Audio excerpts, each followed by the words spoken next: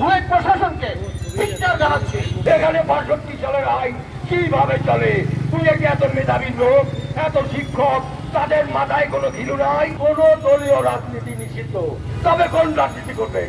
জামাত শিবিরের রাজনীতি, তাই তো করছেন। বুয়েটকে আমরা জঙ্গিবাদ মুক্ত করতে চাই, সাম্প্রদায়িকতা মুক্ত করতে চাই। আমাদের দেশের তরুণ প্রজন্মকে আরো সোচ্চার হতে হবে, আরো সক্রিয় হতে হবে এবং বুয়েটে প্রত্যেকটি মুক্তিযুদ্ধের সপক্ষের শক্তির সংগঠনকে কমিটি দিয়ে প্রমাণ করতে হবে যে এদেশে স্বাধীনতা বিরোধী অপশক্তির জায়গা নেই। বাংলাদেশ হবে মুক্তিযুদ্ধের বাংলাদেশ, বুয়েট হবে মুক্তিযুদ্ধের বাংলাদেশ। বুয়েটে কোনো সাম্প্রদায়িক মৌলবাদী শক্তির ঠাঁই হবে না। বুয়েটকে আমরা জঙ্গিবাদ মুক্ত করতে চাই, সাম্প্রদায়িকতা মুক্ত করতে চাই, মৌলবাদ মুক্ত করতে চাই। বুয়েট প্রশাসন যদি এ ব্যাপারে কোনো ধরনের ষড়যন্ত্রে বা তালবাহনা করার চেষ্টা করে, আমরা দাঁত ভাঙ্গা জবাব দিতে বাধ্য হব। অত্যন্ত দুঃখের বিষয়, স্বাধীনতার আজকের এই দিনে আমরা যেখানে সামনের বাংলাদেশ বিনির্মাণ করব, মুক্তিযুদ্ধের পক্ষে সার্বজনীন বাংলাদেশ বিনির্মাণ করব, যে বিনির্মাণের জন্য আমাদের শিক্ষা প্রতিষ্ঠান অত্যন্ত গুরুত্বপূর্ণ ভূমিকা পালন করবে। সেই শিক্ষা প্রতিষ্ঠানের বুয়েট অত্যন্ত ন্যাক্কারজনক যে ভূমিকা গ্রহণ করেছে, আমরা আজকের এই প্রতিবাদ সভা থেকে বুয়েট প্রশাসনকে ধিক্কার জানাচ্ছি, প্রতিবাদ জানাচ্ছি।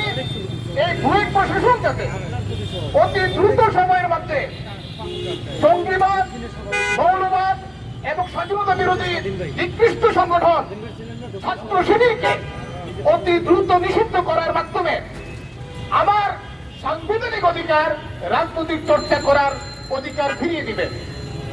আমরা আজকের প্রতিবাদ এবং মানববন্ধন থেকে সরকার এবং শিক্ষা মন্ত্রণালয়ের কাছে আমাদের আহ্বান থাকবে, বুয়েট প্রশাসনের মাঝে, বুয়েট শিক্ষকদের মাঝে যেই ধরনের স্বাধীনতা বিরোধী ব্যক্তি এবং শিক্ষক রয়েছে, যে ছাত্র পর্দার আড়ালে অন্ধকার জগতে স্বাধীনতার বিরুদ্ধে, বাংলাদেশের বিরুদ্ধে ষড়যন্ত্র করে আসছে, তাদের চিহ্নিত করে সর্বোচ্চ আইনের আওতায় আনার জন্য আমাদের আজকের এই প্রতিবাদ সভা থেকে আহ্বান থাকবে।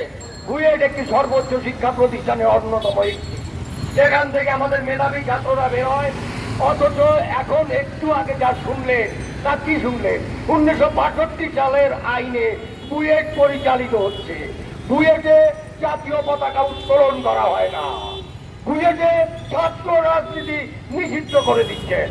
বাংলাদেশের জন্ম, বাংলাদেশে 52 ভাষা আন্দোলন, যত অনাচারের বিরুদ্ধে ছাত্র রাজনীতি বাংলাদেশের গৌরব উজ্জ্বল ভূমিকা পালন করেছে।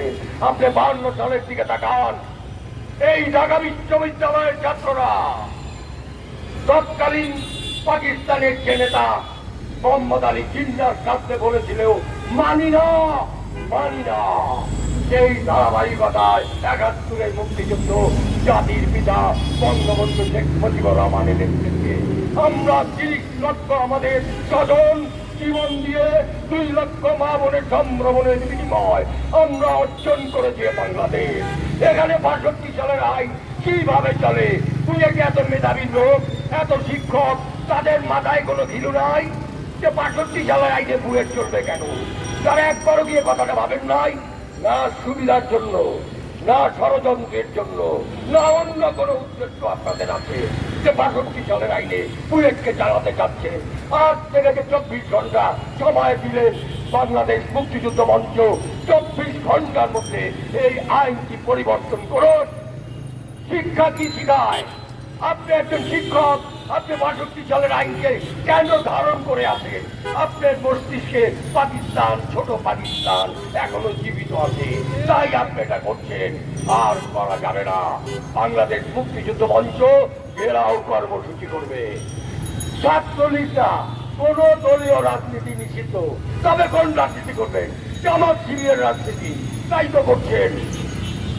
এবং যারা সাধারণ ছাত্রের ব্যানারে করছেন, তাদের একটা কথাও মুক্তিযুদ্ধের পক্ষে আসে না।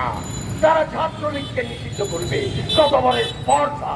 এবং এর জন্য ডিসি নাকি ৬ জনের একটি কমিটি করেছে।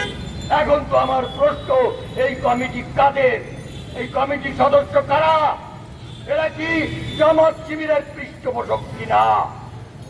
নতুন করে কমিটি করেন, ছাত্রলীগের গৌরবকে রক্ষা করেন। এবং ছাত্রলীগের দায়িত্ব হচ্ছে আবারও সৎ গর্ভে প্রকাশ্যে দিনের বেলায় তাদের নেতা কর্মীদের নিয়ে বুয়েটে প্রবেশ করা, এইসব অযোগ্য আইন। রাজনীতির বাইরে তো কিছুই নাই, অথচ রাজনীতি নিষিদ্ধ করার কথা বলছেন। কত বড় স্পর্ধা! কি শিক্ষা দিচ্ছেন বাচ্চাদের? রাজনীতি নিষিদ্ধ হলে দেশ চলবে কিভাবে? জামাত শিবির রাজাকারের কথায় দেশ চলবে নাকি? আপনারা তো তাই ভাবছেন। আর বরদাস্ত করা হবে না। আমি মনে করি বুয়েটের বিরুদ্ধে এখনই এই সব কমিটি পাস দিয়ে নতুন করে কমিটি করে মুক্তিযুদ্ধ চেতনা বিকাশের কমিটি। সংবাদ, ফিচার ও অনুষ্ঠানের জন্য ভিজিট করুন সংবাদ প্রকাশের ওয়েবসাইট এবং যুক্ত থাকুন ফেসবুক পেজ ও ইউটিউব চ্যানেলের সঙ্গে।